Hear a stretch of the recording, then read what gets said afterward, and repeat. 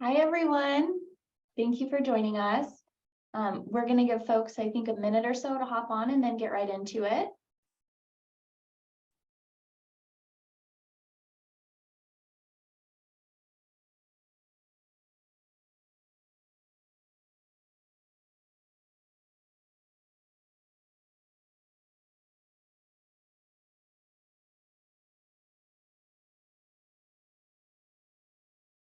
I say while we're waiting, if you guys want to go in the chat and let me know either the business you have or the business you're looking to start, just kind of the industry.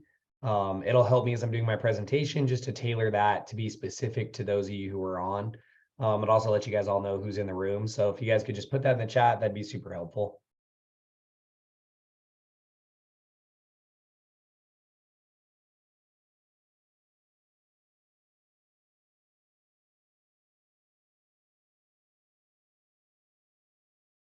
All right, I think we'll get started and I'll continue to admit folks as we're coming in or as they're coming in. So the Nevada Small Business Development Center is the first call to grow or start your business. We promote economic development across the state by providing no cost and confidential business advising and training. You can access all of our services by visiting that link, www.nevadasbdc.org. And we are proudly supported by the US SBA. All right, I will hand it over to Devin for the rest of the training. All right. Well, thank you to the SBDC for putting this on. I appreciate you guys. As I mentioned a second ago, if you guys, while I'm doing my intro and just kind of getting into things, if you guys will put in the chat kind of what you do, your industry or the business you're with or you're launching, that'd be great. I see some great answers in there already. We have co-working space, we have branding, we've got staffing, looks like manufacturing. So pretty good diversity there. So let's go ahead and jump in. I don't like listening to speakers that I don't know, so I like to just include a little bit about me. First, I'll apologize for my voice. The kids have been sick for a few weeks and it finally hit me Monday, and I'm just surviving. So if you see me put some in my mouth, it's cough drops so I can get through because I want to make sure I drive enough value to you guys. I am a serial entrepreneur. I've owned a marketing agency, co-working space, manufacturing company. Worked at a HR company nationally, launched a cat cafe, and I've done business consulting for the last 12 years. I've worked with over 500 businesses to help them scale and grow, from realtors to Fortune 100 companies, and I host a couple podcasts. So lots of growth strategies. When we get to the Q&A, everything's fair game. You guys don't have to just ask questions on relationships and what we're going to talk about today. Feel free to ask questions about general marketing, sales, business strategy. All of that's great. And the more specific to you, the better, because again, I want to drive as much value as we can. What do we do as a company? We basically do three things. I run a community where we help people network and grow relationships. I run a sales group to help sales professionals close more deals. And I run a business mastery group where we get you out of your business and working on your business. And so I love what the SBDC does and promote their services all the time because there's so many resources they provide that businesses need. So if you guys want to take some notes, the first three things are quotes that everyone I think should live by. These are quotes that my team and anyone I work with, I have them put these on their monitor. These will make a lot of sense as we dig into the training, but I wanted to start with those. So the first one is, everybody wants to buy, nobody wants to be sold. We are taught to consume, right? We are a consumer society. And I think often in sales and marketing, we forget that. When we're out even building relationships, we forget, no, we like to buy, but no one wants to be sold, right? That's that typical used car sales analogy. And I think we've all probably been in the situation where we're like, ooh, I don't want to make a decision because it's being forced on me. So remember that quote. It'll make sense definitely a couple times as we go. The next quote is, control what you can control. Often, again, in sales, marketing, and networking, there are things outside of our control that we attach emotional value to that we can't control. And so we shouldn't react emotionally to something we can't control, because we can't make someone sign the dotted line. We can't make someone pull out their wallet. Now, we can make the process easier. We can eliminate hurdles and challenges and obstacles, but I can't make you make the decision, right? You have to make the decision. It has to fit your time, has to fit your budget. The next quote I want you to remember is always add value. This is going to be the most critical as we dig into the relationship building part of what we're going to talk about today. Always add value. Always add value. So those are the 3 quotes. Just kind of keep those top of mind. Again, we'll talk through those as we get through the training, but lots of importance in why those are there and what we're going to talk about.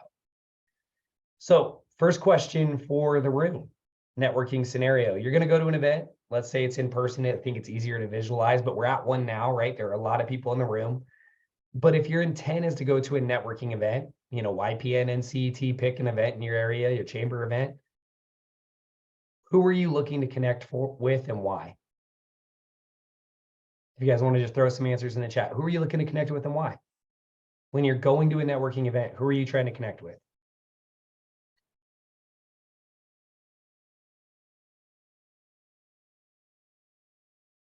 Okay, so perfect. The first 2 answers are the 2 answers I usually get. So MJ and Sarah, thank you for making it easier. Natasha, so we've got everyone, right? That's a good mentality, just kind of meet everybody.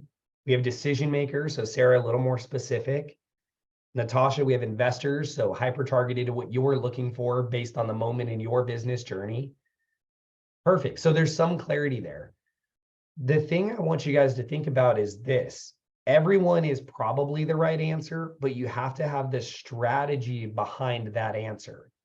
Often people will say, I want to meet clients or investors or whatever that hyper specific thing you're currently looking for is.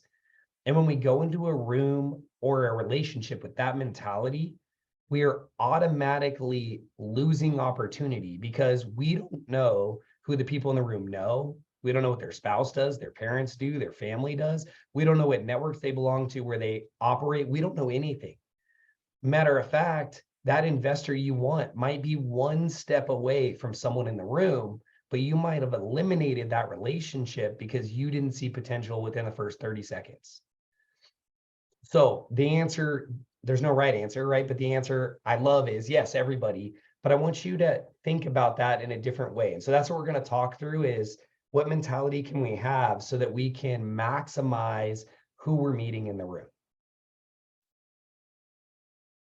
So I'm going to walk you through this. It's going to take quite a few slides. If you are taking notes somewhere or typing somewhere, this is an exercise that's about 5 slides worth of work. It's going to take a little bit of time, but this is the high impact part I want you guys to really dig into. This will have great takeaways no matter what your guys' goal is, no matter what size company you're in, and no matter what you're trying to accomplish. So first thing I need you to do is on your piece of paper, wherever you're typing, identify one client avatar or client profile that you're trying to chase. Now, if that's an investor, that might be your avatar, right? But write that down and get specific. Is it an age? Is there a gender requirement, education, profession, location, interest, income, title, industry? Like, what are we trying to chase? I'm not going to help you define your client avatar. I'm going to assume that you probably know what your client avatar is, but I need you to at least in your mind or on paper, write down one client avatar that we can use for the rest of the exercise. So I'm going to give you guys a couple seconds to do that. While I'm doing that, I'm going to skim who else is in the room. So we've got event planning and project management, event venue. Ooh, love that. We've got full marketing services. Okay. And then another answer to the last question depends if I'm wanting to grow my network in general or accomplish a specific purpose. For sure, Amy, great answer. All right, so I'm going to assume at this point, everyone has at least a client avatar in mind. I'm going to use an example just to kind of buy you guys time as we go through this exercise. I'm going to use a realtor. Realtors, I think, are relatable. Everyone can think about a realtor, right? They're typically, if you ask them who they want to network with, they're going to answer 2 things. They're going to say an insurance agent and a mortgage lender. Those are the 2 targets that realtors typically go after because they know if they build those relationships, they'll open doors to potential buyers. And so that would be their client avatar is those 2 buckets, which lead to their end client, right? So just keep that realtor in mind as we work through this exercise. It may help you guys out. All right, so now let's move through the connection expansion exercise. So below your client avatar, now we're going to start doing the work. The first bucket I want you guys to think about is Where does your client spend money? What vendors do they transact with? If it's a business, think about your business account, right? Merchant processes, phone services, web hosting, marketing services, all the things a business may spend money on. If your client avatar is a person, think about what do they spend money on? Are they going to salons? Are they getting their hair cut? Do they pay for childcare? Do they have pest control, alarm companies? Are they paying babysitters? Are they buying vehicles? Are they doing vehicle maintenance? Like, where is your client avatar spending money? That's what the vendor list should look like. So vendor, and below that, just start writing all the things that your client profile spends money on. The next bucket I want you guys to think about is education. Where does your client avatar seek education? Where do they go get educated? Now, if it's business, they might have continuing ed they have to take. If it's a person, it might be hobbies or things of interest where they're getting educated. So where would your client avatar go seek education? Where are they going to go learn information? If we're going after college students, right? Could be the universities. If we're going after younger demographics, could be a high school. Like, that's direct education. But after, most people are seeking education somewhere, credentials, hobbies, could be religion, if that fits into your client avatar profile. Where are they seeking education? The next bucket I want you guys to think about is, where does your client profile gather? Where are they getting together in groups? Now, again, personal and professional. On the professional side, we're talking about the realtors, right? They know mortgage lenders get together at conferences. Mortgage lenders have continuing ed. You know, where do they go? And so think about where your group gathers, right? Where are your client profiles getting together? Now, on the personal side, it could be parent-teacher associations. If you're going after seniors, it could be senior living centers. And I love the comments, by the way. Yes, my first mastermind call was all about may the fourth be with you. And I just had to ride the trend all day. So welcome to the robots. So where do your clients gather? Where are they getting together in groups? Annual conferences, associations, local gatherings, networking events. Where do they gather? Think about all the places your client avatar is gathering. The next bucket, where does your client profile or client avatar seek coaching, right? So this is another level of education. It's not general education. It's highly specific coaching, consulting, or someone that has influence over your client. Where are they getting that from? And the last bucket I want you to think about is connectors. Who do you know that knows everybody?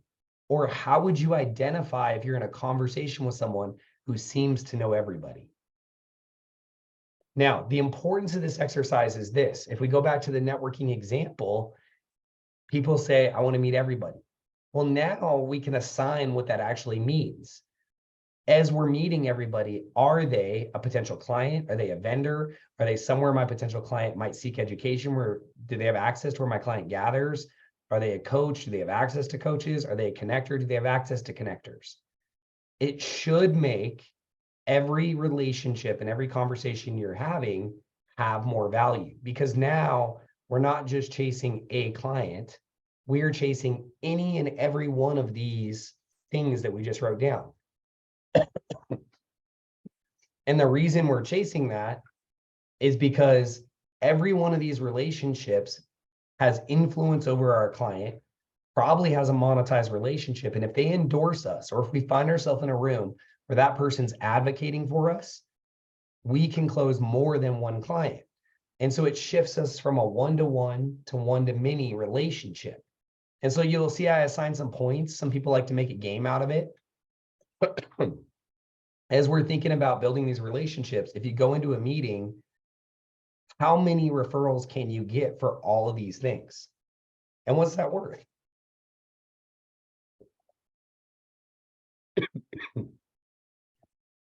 Any questions on this part as I try not to choke? Is this making sense so far?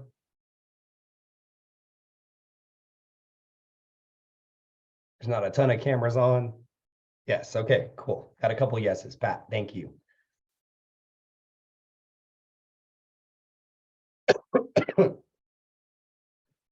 Perfect. All right. Appreciate you guys. It's hard when we're on Zoom, right? Because there's not as much feedback. So next thing to think about, you built this list of all these people that have access to your clients or where you can go to get access to your clients. Bonus, think on that list of the most impactful thing you wrote down, person, place, thing. Now, what I want you to think about is, how do we get them in multiple, right? So I like to use the business CPA as an example. Say we go through that last exercise, excuse me, and we identify a business CPA as being a great target of someone who has access to our clients.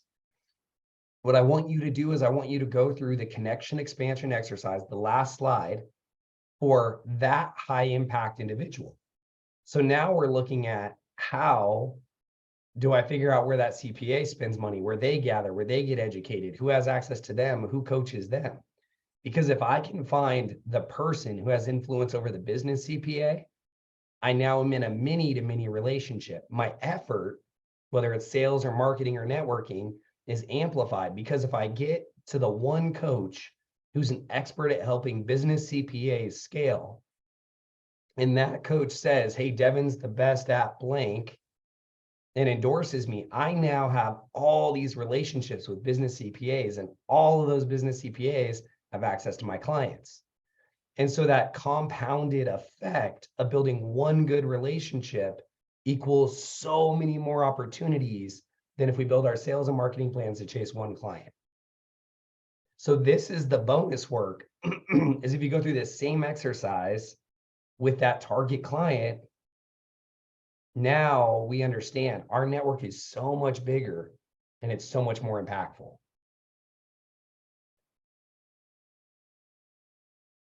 It also makes connections easier. So if I sit here right now and I say, I clean carpets and I'm looking for homeowners, I want you to introduce me to homeowners that need their carpet cleaned. How does that make some of you guys feel? Like, do you just raise your hand instantly and you're like, ooh, I'm going to send you a bunch of referrals? Maybe, maybe not, right? Because it feels like I'm going to sell whoever you refer me, because my ask clearly said, I'm looking for homeowners that want their carpet cleaned, right?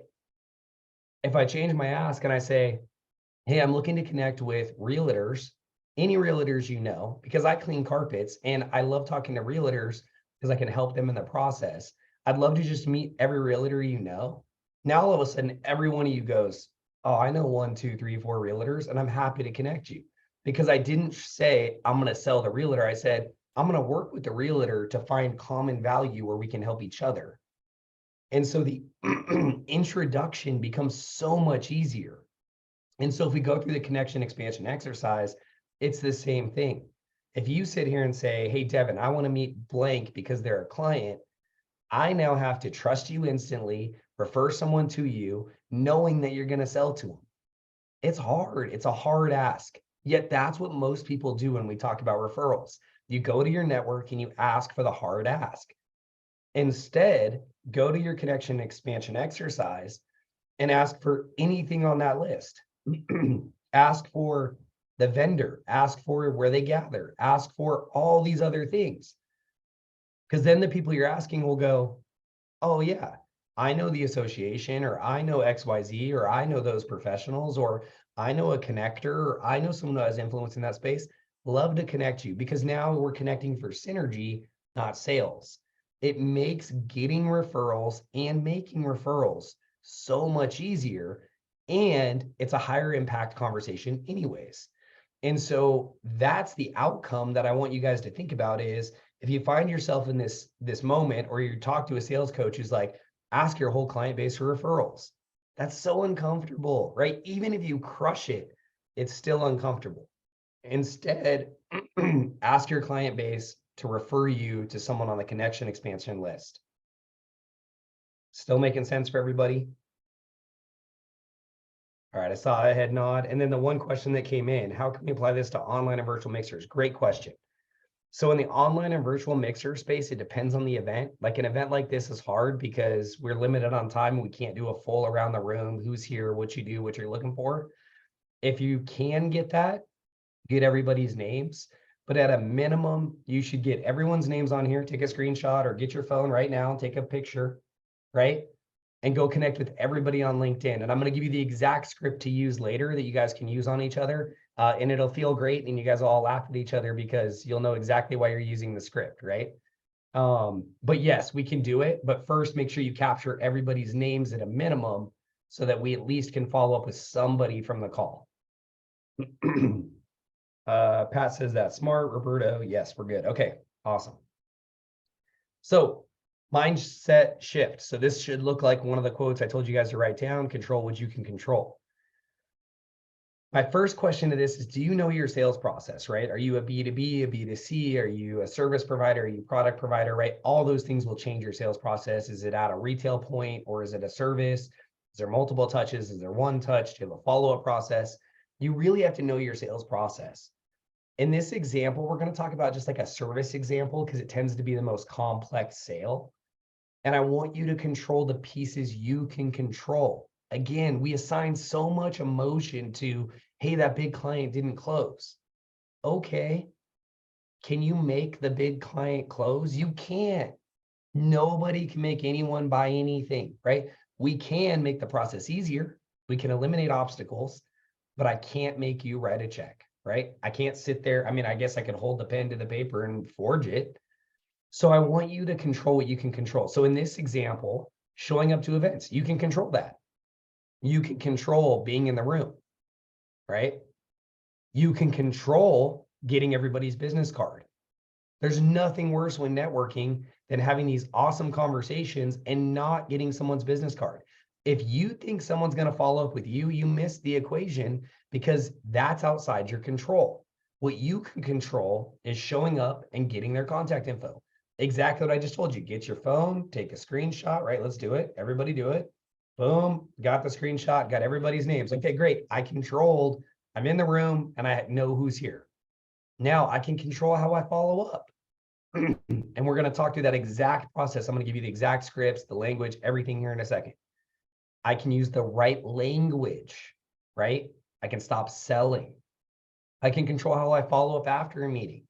I can control whether I add value or not. And I can control how and when and what I do to nurture a relationship. All those things are inside of my control. Now, how you react, whether you do something, can't control. I can't control if a family member has an illness and distracts you. I can't control if you get sick. I can't control if your kids get sick. I can't control if the economy goes left, right, up, or down. I can't control any of that. I can control everything on the screen. Does that make sense to everybody too? And I want you to control the parts of the sales, networking, and marketing process you can control. I don't want you to assign emotion to all these things you can't control. Now, if you were emotional about closing sales deals, because your pipeline's not full enough. If you had a full pipeline with lots of opportunity, it doesn't matter if a deal closes because you're going to have another at bat tomorrow and another one tomorrow and another one the day after, and you're going to have opportunity. It's no different than if we're chasing investors. If the one investor says no, it hurts really hard when there's one investor. If you have 50 investors lined up in all these meetings and opportunities, it's not a big deal. So let's make sure we're controlling what we can control. All right, change your language. This is the exact script I use. I've taught my teams to use. This script has booked hundreds, if not thousands, if not tens of thousands of meetings. And so this is exactly what I send after meeting somebody. Hey, Roberto, I hope you're doing well and that you're having a great day. It was great meeting you at the SBDC event. I enjoyed briefly learning about you and your business, or you and what you do. I'd love to set up a time to learn more about you so that I can better understand what connections would be valuable for you. You can view my calendar link and schedule time that works for you at this link. I look forward to connecting with you. Have a great day. Now, I really want you to take a second here because I want you to make this yours, but I want you to not eliminate things that matter. First, always have the first sentence. Hope you're doing well and having a great day. Some icebreaker that lets people know you care. Makes a difference than just jumping straight into your email. Second, let people know where you met them. Don't make it hard. Connect the freaking dot, right? It's easy. Tell them I met you here. In this case, you didn't learn anything about anyone. So just say, hey, it was great seeing you on the SBDC call. You know, per Devin's instructions, I took a screenshot and I'm following up, right? Like I gave you guys permission already. So use that. I'd love to set up a time, right? Clear, we're trying to set up a time to learn more about them, the other person, not me, because I want to add value to you through making connections. And then a huge tip, if you're not using a calendar booking tool, you should be, because I don't have time to go back and forth with you to find a time that works. Because if I'm going to do this with a bunch of people, it's not going to work, right? So get a calendar link. Calendly works great. I use High Level. You can look at Time Trade. HubSpot has a tool for this. There's lots of calendar booking tools, but get the calendar booking tool. Roberto, not sure about the slides. They typically send out the recording after, and I think the slides are attached to that page. That's what they did last time. So keep an eye out for that. If you guys email me too, my email's on the last. I'm happy to send you this, and I have resources and templates as well. So I'll shoot that out to you guys. Yeah, copy and save works great too. So this is the exact script we use. Anyone who's ever met me at an event, if they go search their inbox, this is exactly what they received. And it's never changed. So if you're struggling with follow-up, do this. The worst thing you can do is identify the 3 or 4 potential amazing connections instead of everybody and go, hey, Natasha, it was great meeting you at the event. I know we talked about real estate briefly. I'd love to set up a time to figure out if I could sell your house. Like, that doesn't make me want to book a meeting, right? Unless hyper specific, Natasha told me that you're trying to sell your house, right? If a client raises their hand, please, God, book a meeting, right? This is for everybody else. And this allows you to book a meeting with everybody. Okay. Exact script we use, guys. I'm holding nothing back. You guys are getting it all. Next, have a process, right? It's great we're going to show up to the event. It's great we're getting people's contact information. I gave you the email to send. Next, we need to have a process. So let's see. Just to keep it simple, we could all just write a quick 1-sentence description of our business. So you know who and what we want to connect with. Just a small suggestion. Yes, I'm game for that. If you guys are listening and you want to put your ask and your business description in here, please do it. We're going to do that at the end, but if you want to start now, that's great. I love that recommendation. Have a process. So this is, again, the exact process I use. Every sales company and every company I work with, this is what we implement. Within 24 hours, you need to send the email on the last screen. Please don't call. People are busy. If everyone calls everyone the next day, you're not going to get anywhere. So be in their inbox within 24 hours so they know that you care, but don't start spamming them right away. Now, every 3 business days, 5 times, right? So 3 days, 3 days, 3 days, 3 days, 3 days. I want you to follow up. I want you to rotate between call and email. Now, again, this is the general template. Some of you might prefer the phone. Some of you might prefer email. Some of you might want to text. Some of you might want to use smoke signals, right? But the process works. The tip here, huge takeaway for you. Anytime you call, leave a voicemail, right? No one answers the phone anymore for numbers we don't know. So if you're calling and you go, hey, Ann, this is Devin, met you at the SBDC. It was great meeting you. The script sounds exactly like the last email, right? Enjoyed connecting with you per Devin. I'm following up. Love to get you on the calendar. Love to see how I can help you. Hey, I'm going to shoot you an email with a link to my calendar to make it more convenient. Let's get together. When you leave the voicemail, always send them the follow-up email, because now they have a missed call, missed voicemail, and an email from you. It creates debt. It creates debt in the relationship. They will reply. They will respond. It's enough. As long as you stop selling. If you do any of this follow-up process and you start selling, you're going to shut down the whole network, right? Because then you're spamming. It's too much. I don't want to talk to you. Get away from me. Stop following up. Nobody says that when I follow up, because it's all about you. How can I connect with you? How can I help you? I want to build connections for you. I want to learn about you. So every 3 business days, 5 times. If you still haven't booked a meeting or had a response, right? Those are your 2 or 3 outcomes. You book a meeting, they tell you not right now, or they tell you to go away, right? If those things haven't happened, we just keep following up. We then go to every 7 days, 4 times. Same frequency. Now, for me at this point, I probably switched to emails on that weekly check-ins, right? But it's the same thing. And my follow-up email literally just says, hey, Natasha, I'm just checking in with you. I'd love to get you on the calendar to learn about you and how I can help you. Hey, I pinged you a couple times. No worries. I know we're all busy. Love to get you on the calendar.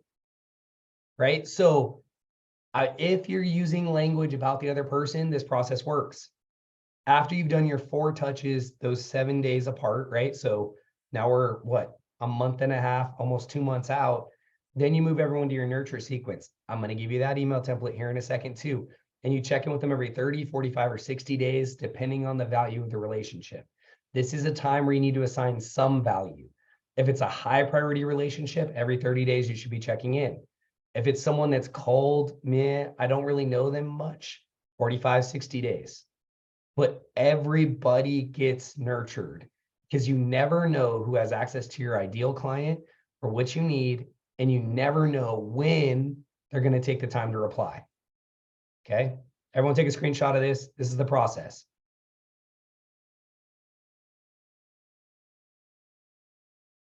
All right, so check-in email. This is the nurture email. So anyone who's in my CRM, this is exactly what they get. Anyone. Hey, Jeff, I hope you're doing well and you're having a great day. It's been a while since we last connected, and I wanted to check in with you to see how you're doing. Right? Should seem very familiar. Anything new and exciting in your world? Any new challenges? Any wins? Let me know if there's any connections I can make for you. Assumptive close. I look forward to hearing back from you. Have a great day. Everybody in my network, everybody gets this email every 30, 45, or 60 days. I have a 30% response rate to this email. And in the responses, people will say, you're right, it has been a while. Let's get time on the calendar to catch up. Or they'll say, hey, thanks for asking. I'm looking for XYZ connections. Or they'll say, hey, those connections you made for me previously were great. How can I help you? But you have 30% of people restarting a conversation with you, and nobody nurtures people this long. So now you've set yourself apart in your industry, in your network. And again, this is the exact email, guys. Nothing crazy. It's the exact template we use. All right, let's talk tools. There's some tools you need to have if you're going to be successful at this. First, you got to have the calendar scheduling tool. Low-hanging fruit, right? Calendly is a great one. It's easy to implement and integrates with everything. I don't have an affiliate link for it. Again, I use different ones, but that's what I use to start. You got to have a CRM. You have to have somewhere where you are putting, and CRM stands for Customer Relationship Manager for any of those of you who don't know.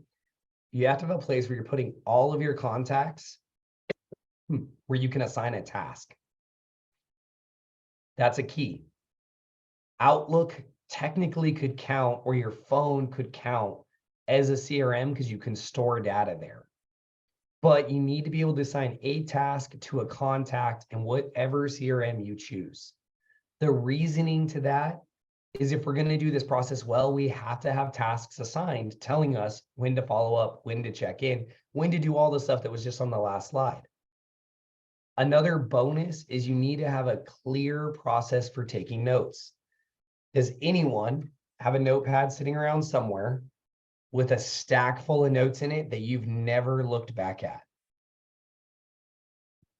I'm the only one who's guilty ever, right? Like, I know for a fact, if you've had meetings, everybody's got a pile of notes sitting somewhere, or you just throw them away.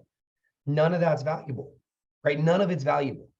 What you need, ideally, in your CRM, you can attach notes. So for me, a lot of my meetings are Zoom now, which is great because I can take notes straight into the CRM and it's attached to you forever. And so now every time I'm checking in with you, I could skim the notes and be like, oh, that's what we talked about. That's what's important to Pat. Hey, this is what Sarah needs, right? So if that's you, then a big takeaway today is you need a way to digitize your notes and attach them in your CRM. You can still do handwritten notes. I think there's a ton of value to that. What I'd recommend is you get the Adobe app on your phone and you can scan your note to a PDF and you can attach it into your CRM. So huge takeaway there. We all have notes somewhere. We all have a stack of business cards too. That's something else I'm going to call you out on in a minute. So those of you who have business cards sitting on your desk, you're going to feel attacked. It's okay. I'm here to help you.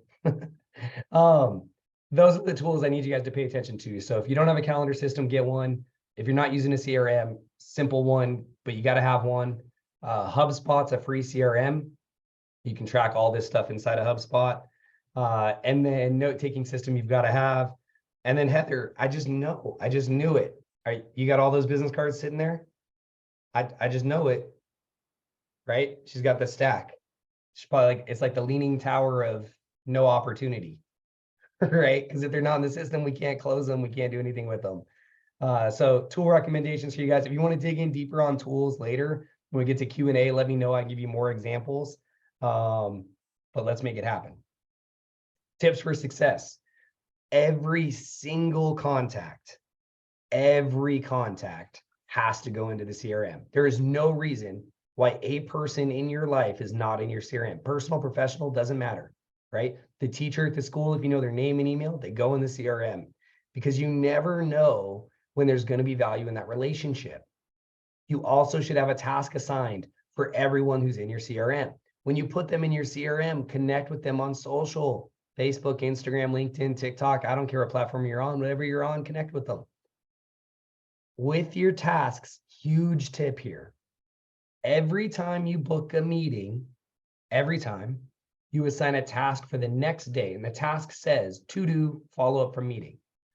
Because where you probably are failing is one, you show up. Two, you might get the information. I helped you do that much. You're here. Check the first box. I took time to take a screenshot. Maybe you did.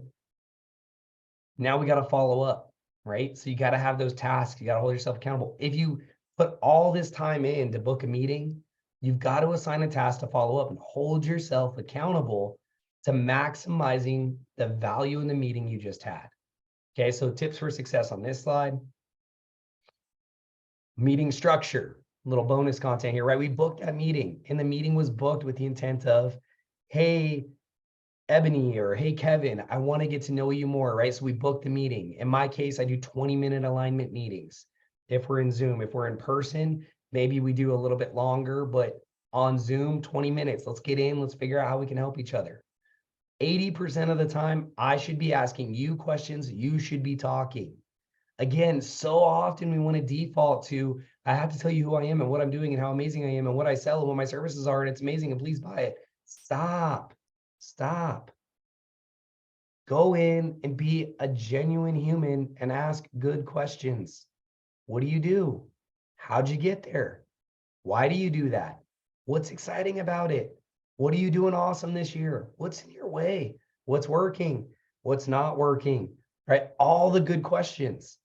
Because I want to understand who you are, who you have access to do, and I want to know how I can connect you, right? If we go back to that connection expansion exercise, as you're talking, I am profiling who your ideal client is and who has access to them so that I can make connections, not to your ideal client, but to all these people who have access to your ideal client. That's how we add value. Remember the third quote, always add value. Now, I can book a lot of meetings. I gave you the script, right? I'm not selling. We get in a meeting, we have a good conversation. We're winning, guys. We are already winning, because at some point in this conversation, what's going to happen is they're going to go, hey, tell me about what you do.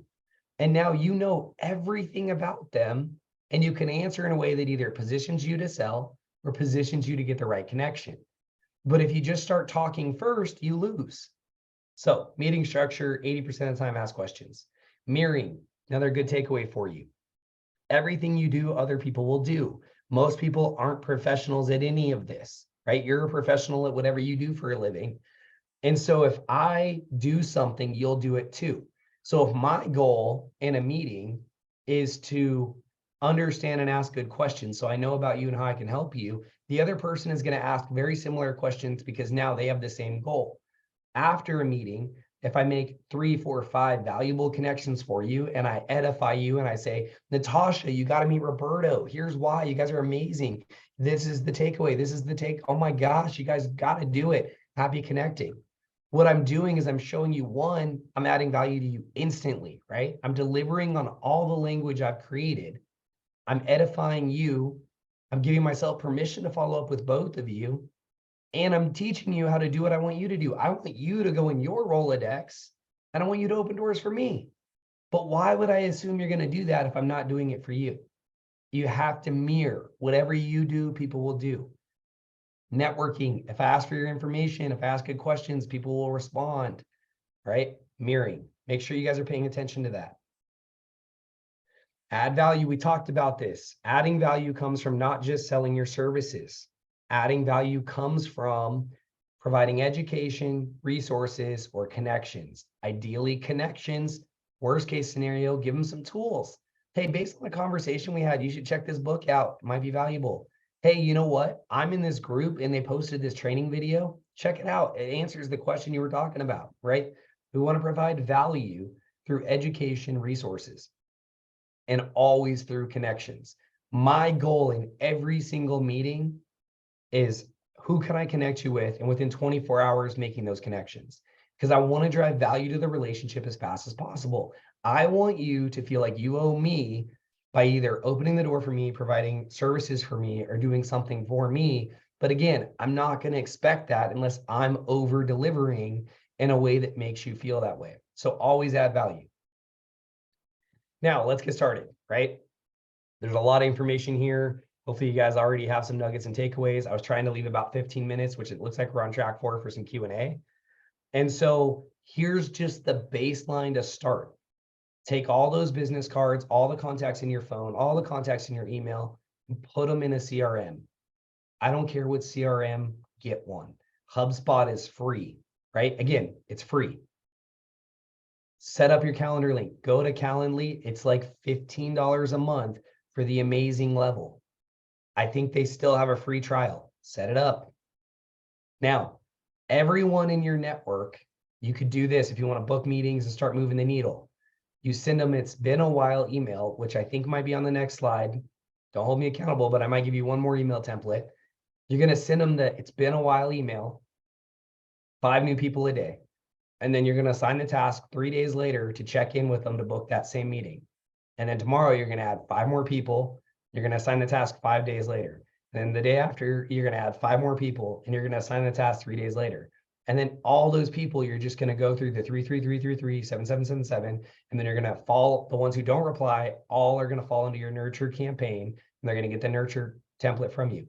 If you just do this process with your current network, you will find opportunity you didn't know exists, and you'll start filling your calendar up. You guys will start having more at-bats than you're having today. And you can't lose if you're having meetings.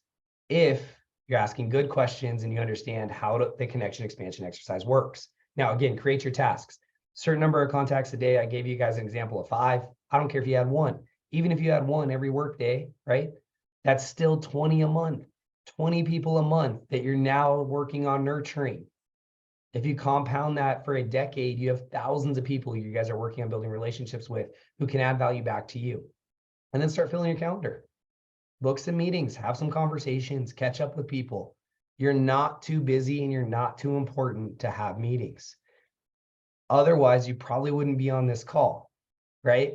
Unless you have infinite money and infinite resources, you need meetings because you need opportunities, and you need those opportunities to open more doors for you. So fill your calendar. Every single person in your contact list can add value to you. I speak on campus every spring and every fall to the Marketing 210 class. I did that on Monday. There were 405 kids in the room. A lot of students. It's a big class. I have 45 emails in my inbox for questions and resources. 6 of them have parents that need my products or services. From speaking to college students on campus, every room, every relationship has value. Oh, here's that email template. I was hoping that I wasn't lying. So here's the template, right? Add them to your contact list, send them this email. Hope you're doing well and having a great day. That sounds familiar. It's been a while since we last connected and I want to check in with you, see how you're doing. That sounds familiar. Anything new? Oh, that sounds familiar. I'd love to set up a time to catch up with you to explore how I might be able to help make more connections for you. Or, hey, I just love to schedule time to catch up. You don't even have to have the added value if they're already in your network. Hey, you can view my calendar. Let's get together. The templates are all very similar. This works so well to reignite your list. I do this too. Say your calendar is too full. You can take out the meeting stuff and you can simply send this out with the same check-in language. And then all you do is on the last paragraph or sentence, you can add a value add on what you're doing. Hey, I know it's been a while since we connected. This is what I'm up to, and share a link. And again, at least you can move them into your nurture campaign after that. And at least we're working the relationship. Right now, that business card is dead on your desk. The people in your phone are dead. The people in your email list are dead, right? We got to get them into the CRM so we can nurture them and build relationships. So what now? You guys can reach me on email, on all the social platforms. I'm DP Sizemore. And with that, every question's fair game. Whatever you guys want to talk about, it's your time for 14 minutes.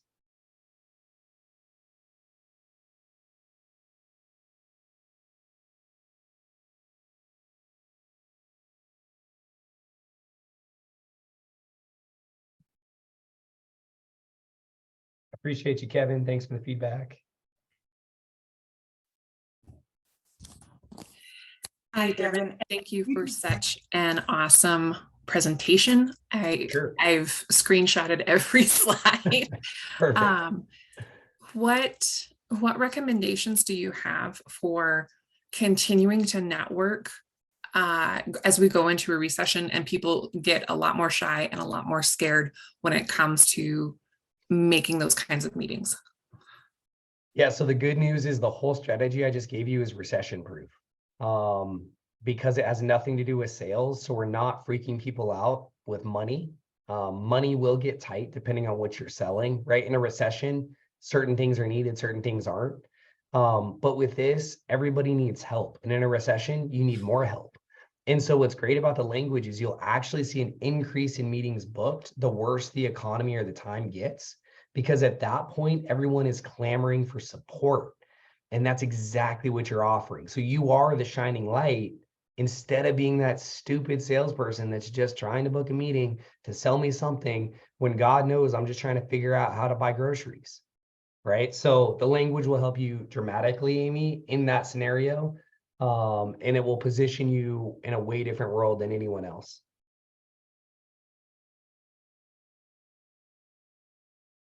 Sarah, let me read yours. I went to an entrepreneurship seminar this week. They highly recommend establishing your expertise in your area on LinkedIn. How do you gain credibility as an expert?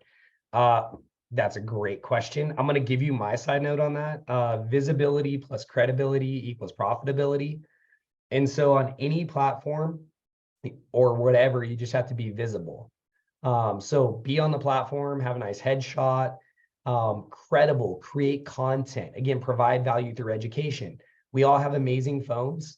You literally can just sit there and record headshot videos where you just answer questions. If you don't know what to create, go in your industry, go on Google and just Google frequently asked questions about event planning and go get an Excel sheet, open it up, grab every question, put it on the Excel sheet and do that for like 30 minutes.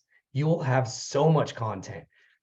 All you have to do for your video is literally open your phone up and go, hey, you know what? I get this question a lot. Read the question. The question is, how far ahead of an event should I plan for my events? Hey, let me answer that for you. You answer it, you hit post. Now, if you do that consistently on the platform, that will make you credible.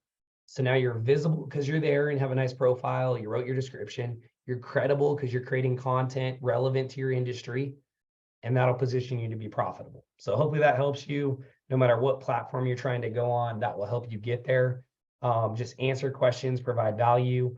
That'll help. Starting from scratch, but wanting to also communicate your knowledge and your desire to be a trusted advisor. No one has to know you're starting from scratch. Okay, so here's a tip for anyone who's scaling up, which is great. You probably set goals. I'm hoping you probably have a dream board somewhere. If you don't, you should, right? That says like what you're trying to accomplish. Now, when you answer people, please hear me.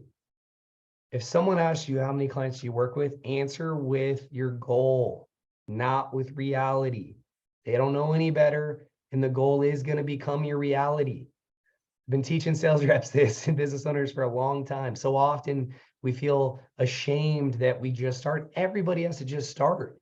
And so I just own to where we're going. Hey, how many clients you work? Man, we work with 100. Maybe not today, but damn sure in the next year, I'm going to work with 100, right? So you don't have to speak crazy. I don't want you lying to people, but I want you answering with your goals so that you're creating room. If you answer with the limitations, you set yourself up to fail and you're limiting yourself because what you speak will happen, right? So I want you to speak bigger.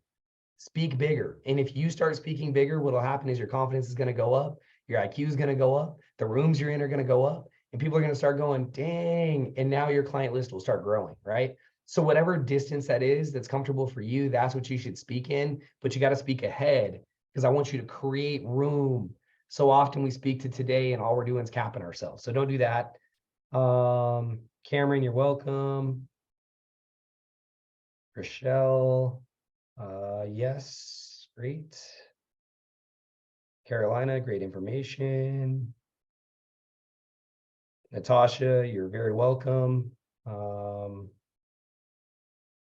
Yes, if you email me, I'll send you the slideshow, and SPDC will follow up. It's pretty quick. Like it's like last time it was like 2 or 3 days, but within a week, you'll probably get a link to the recording and the slideshow from the SPDC. Sarah, you're welcome. I struggle with the where are you located because I work from home. Yeah, I do business internationally. It's not a huge deal. Speak bigger. Heck yes, Heather. Good. Any other questions? We still have time. You guys got me for 8 more minutes. And I think my voice will hold up just about that long. Hey, Devin, my name is Emmanuel. Yes. I just had a question in terms of business registration. I'm just starting the business and I moved from Pennsylvania to Nevada, and I just needed to know if I needed to re-register my business in Nevada, or do I just keep the sole proprietorship that I have in Pennsylvania? Do you have any advice for that? No advice on business registration. SPDC can hook you up though with that process. Okay. I have advice, but I know better than to give it. So I'm just going to say the SPDC can help you. Okay. I'll reach out to her then. For sure. Amy, what are your bomb questions, free class questions you should never ask? So either direction, those are good. Like, is that for creating content? Is that what you're saying? If so, that's a great way to create content. No, like, so when you're in these networking meetings or at these events, what are some, because you've given us all these wonderful examples of questions to ask or templates for our emails. What are questions that you have asked thinking it was a good idea and absolutely exploded? Perfect. I didn't include this slide because I thought we'd run out of time. I'm going to give you the 4 questions I ask. I only ask 4 questions. They're always the same every time. And so I recommend if you're networking, you have the same formula, and I'm going to explain the formula to you. I think we have just enough time to drop 2-3 minutes on this. So the first question I always ask is, what do you do? I'm always just trying to establish, right, what you're doing. And usually people will answer with a title, position, and industry. So it gives you a general premise for who you're talking to. I asked them the second question, how long have you been doing that? Hey, Amy, what do you do? I'm blank. Great. How long have you been doing that? Now I'm listening for 2 directions, right? Oh, I've been doing it for a decade. Great. That's going to lead us to the long question, or, hey, I just started. It's going to lead us to the short question. So question 3 goes one of the 2 directions. If you answered long, I give you a statement, something that says, Amy, you must love what you do. Now you're either going to answer and go, hell yeah, I do. It's amazing, blah, blah, blah, blah, blah. And they're going to go off. Or they're going to say, you know what? I'm so sick of this shit and I'm stuck. Interesting. Right now we're having a real intimate conversation really quick. If it's short, I always ask, what did you do before? Because I know your current avatar. I'm trying to figure out your previous avatar and who you know. The last question I always ask, and this is right when I get your business card, is go, Amy, who's an ideal client for you if it's a B2B setup? If it's B2C, like a birthday party, hey, what do you need help with? Like, what's going on in your life? Like, is there something I could do to help you, connect you, a relationship I can make? When I ask that question, I say, hey, you know what? Can I get your business card or contact info so I can make sure I follow up? They give that to me and then they answer and they go, hey, you know what? An ideal client for me is blank. Or, yeah, you know what? I need a pet sitter. Do you know someone? And then again, my goal is to connect those dots as fast as possible, because if I connect those dots and add value, we're going to move the needle. So those are the 4 questions I ask. Again, question 3 has an either or, but those are the 4 questions. And I ask the same 4 questions, whether it's a B2B event, whether I'm at a birthday party, whether I'm at the bar with buddies, it doesn't matter. It's same 4 questions. Identify your 4, don't change.